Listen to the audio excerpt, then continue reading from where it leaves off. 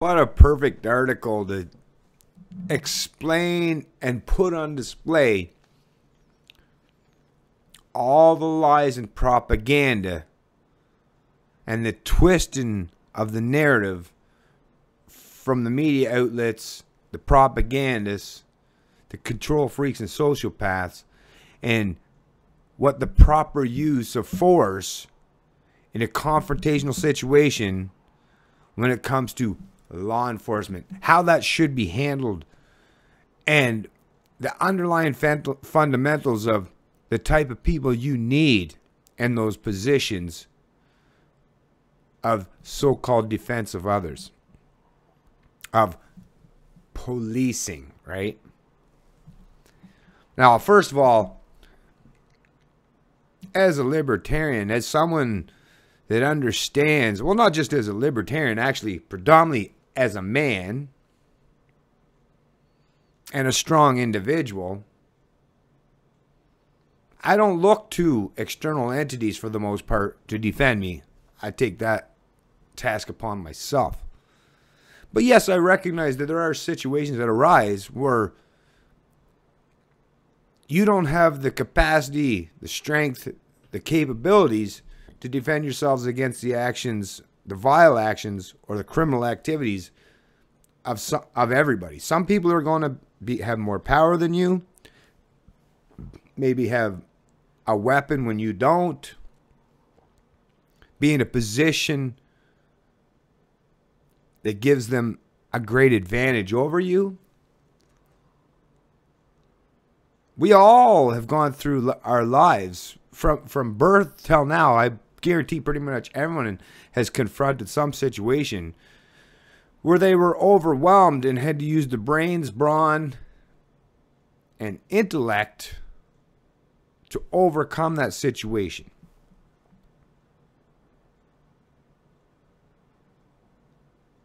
Now, I think most Canadians that pay any kind of attention to what's going on are aware of the fact that the Sammy Yatim trial is currently underway, and where you have this, was it Fusello or whatever that fucking piece of shit cop's name is, that shot that Sammy Yatim that was on the subway, all recorded, all on video, so you can go look for it, go watch it.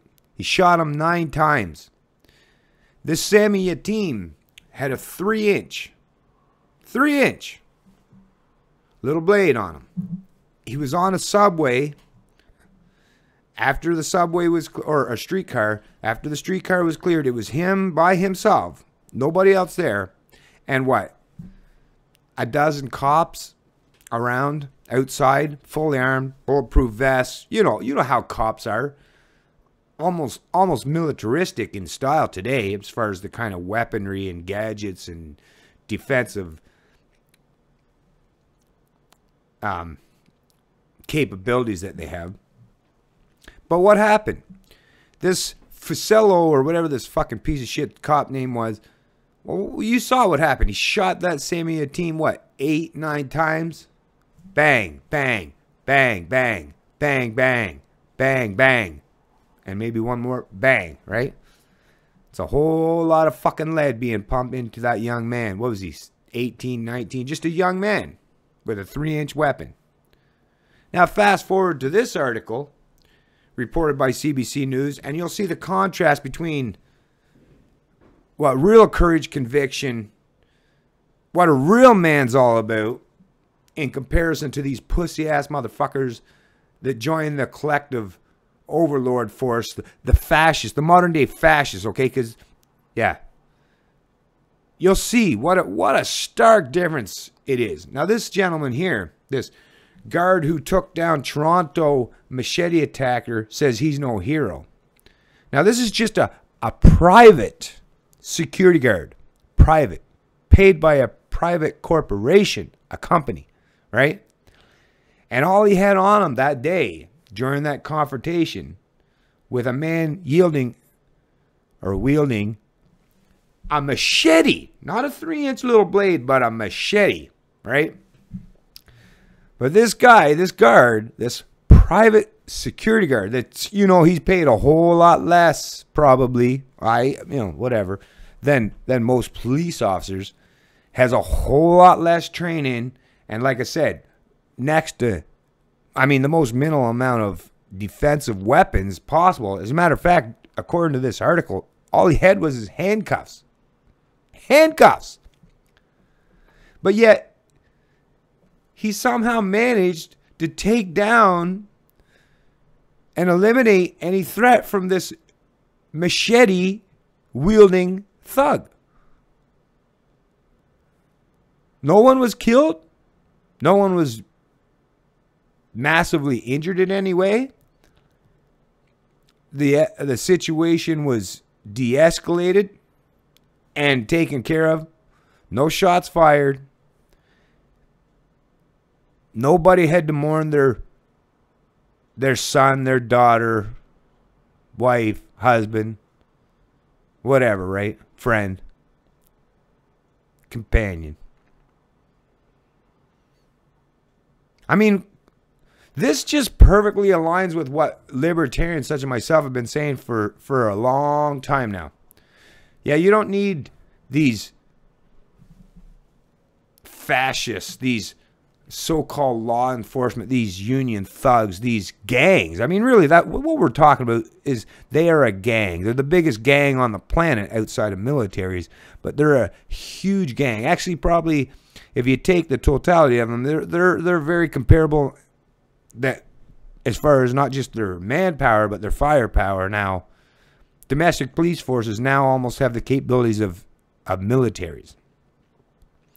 And yet their first instinct, many of them, their first instinct is to shoot first, ask questions later, to kill, to take another human being's life, no matter what the perceived threat may be, no matter how high or low that threat is. And yet a private security guard such as this gentleman, who doesn't have that mentality, proves to us all that what is really needed in this day and age is brave men and women too, but brave souls that are willing to do what's right, even in the worst, even in the potential face of danger and the worst kind of scenarios that most of us would never want to be presented with.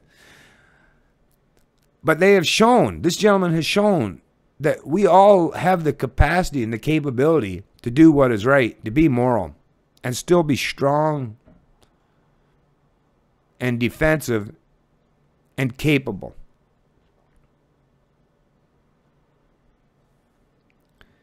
The private security guard who took down a machete-wielding man outside a downtown Toronto shopping center yesterday says he wasn't afraid while tackling the suspect. He wasn't afraid. See? Listen to the testimony of that Fuseli piece of shit. Listen to what he's saying. Oh, he was scared for his life. Huh? See the contrast? I didn't have time to think. I just did what I was trained to do. Nathaniel McNeil told reporters at a news conference today, I wasn't even thinking about being scared. I just wanted to stop what he was doing and think about the safety of the people. Nathaniel, who is 6 feet 4 inches tall and weighs 270 pounds, knocked the suspect to the floor by tackling him from behind, football style. His boss called it a textbook takedown. We are proud of the actions of our security staff in the handling of this dangerous situation, said Ted Salter, vice president of McNeil's employer, Paragon Security. Salter said without the intervention of McNeil and another guard, Philip Bonaparte, the outcome could have been much worse. Yeah, it's a good thing there weren't any cops around. Right? Oh, it could have been. It would. Almost guaranteed it would have been a whole lot worse if there was some fucking sociopath, psychopathic fucking cop in the mix. Some fascist, right? That has been taught to look at the people as enemies. Right? That's the thing. The difference between the training of a security officer and a police officer is that security officer isn't taught to think that everybody is his enemy. That the public is his enemy. Whereas the police forces of today, that's what they're taught.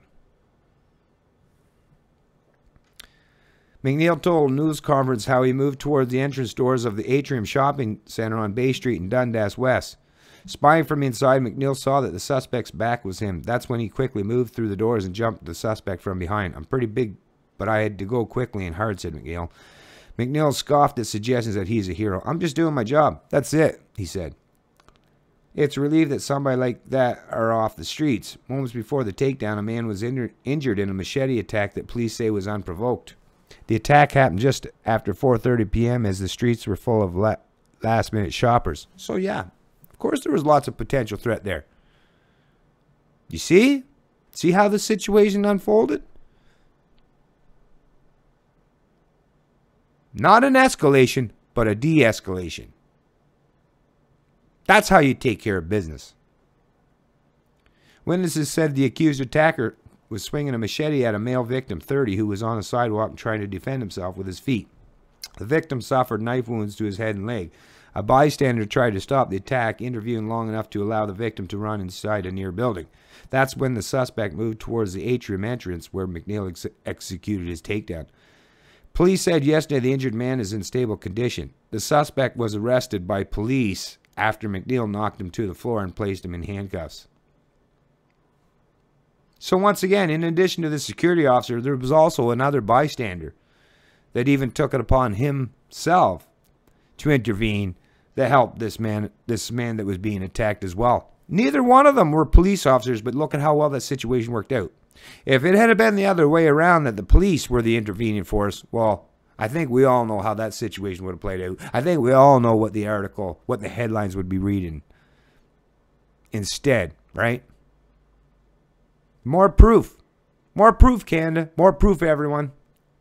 You don't need these fucking fascists, these overpaid bureaucratic fascists, these mindless fucking order followers, these psychopaths, these sociopaths, these road pirates, these evil, vile, sadistic motherfuckers that just want to control and dictate your lives, and they do it on a daily basis. We don't need these people.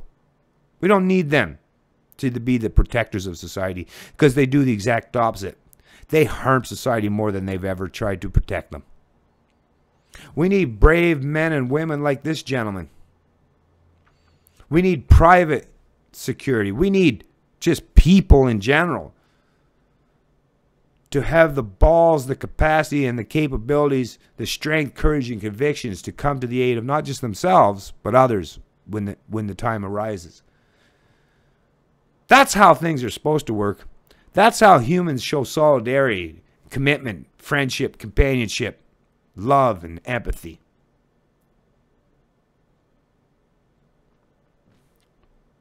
Congrats to this man. You might not consider yourselves a hero, but in contrast and comparison to all the sociopaths and psychopaths that wear the badge in law enforcement, you're heads and shoulders above the rest of them. And you are a hero in comparison to them all. It's Canadian Libertarian, and I love liberty.